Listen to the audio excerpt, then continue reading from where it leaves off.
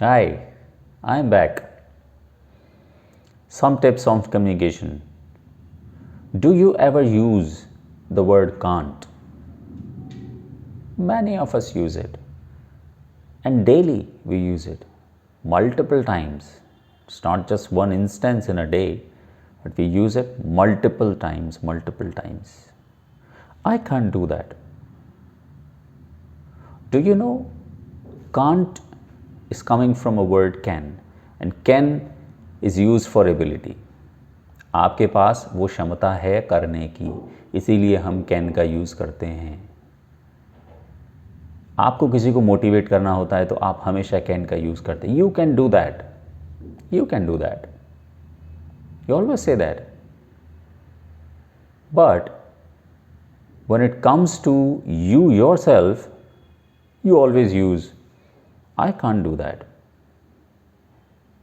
Or maybe for somebody else also, you can use you can't do that. You are actually stopping that person not to do that thing at a particular time. कि इस वक्त ना कीजिए, या मैं ये करना नहीं चाहता हूँ। करना नहीं चाहता हूँ ये एक चॉइस है आपकी, बट चॉइस के लिए आपने क्या यूज़ किया? I can't do that. Can't means you do not have the ability to do that. आपके पास वो स्किल्स ही नहीं है करने की, आपके पास एबिलिटी नहीं है करने की। बट क्या वाकई में आपके पास एबिलिटी नहीं है? आपके पास एबिलिटी है, बट आपने चूज़ किया कि मुझे अभी नहीं करना है। That is why used can't. So can't is a disastrous word that you have used at this place. When you are using can't, you are questioning your ability. And questioning your ability, it is not in just words. जब आपका mind ये सारी चीज़ें सुन रहा है, आपका mind क्या perceive कर रहा है पता है आपको? आपका माइंड ये परसीव कर रहा है कि आपको ये चीज़ करनी आती ही नहीं है।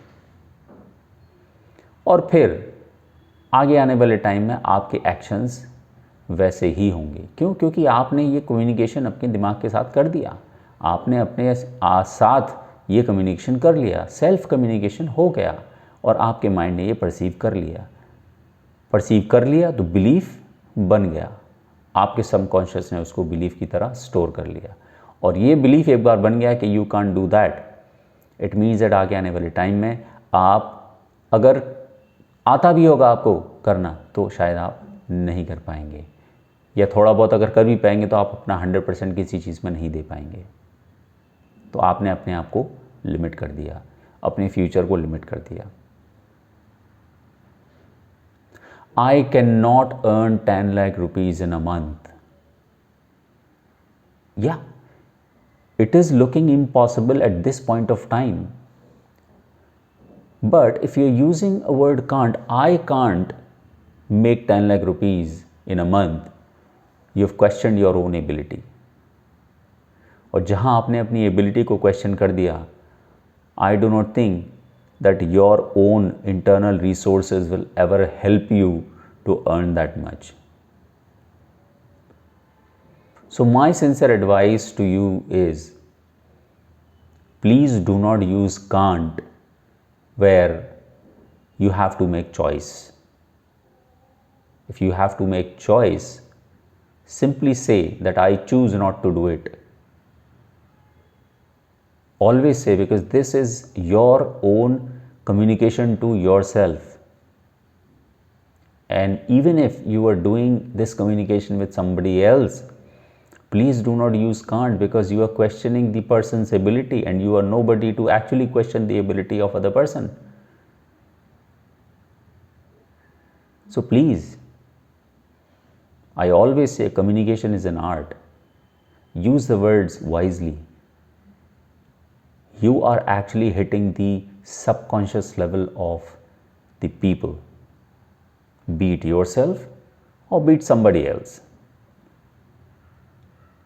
Try not to use these words. Please use proper words, चाहे वो हिंदी हो, चाहे वो इंग्लिश हो। शब्दों का इस्तेमाल बहुत सोच समझ के और नाप तोल कर करना चाहिए। हिंदी में कहावत भी है कि तोल मोल के बोल। जब आप बोलें तो बहुत तोल करके बोलें, चाहे वो अपने लिए हो या किसी और के लिए हो। कम्युनिकेशन कम्युनिकेशन होता है। कम्युनिकेशन सिर्फ शब्द नहीं होता, उस शब्द के पीछे छुपा हुआ इंटेंशन भी होता है। और जब आप उस शब्द का इस्तेमाल कर रहे हैं तो साफ जाहिर है कि आपकी इंटेंशन क्या है।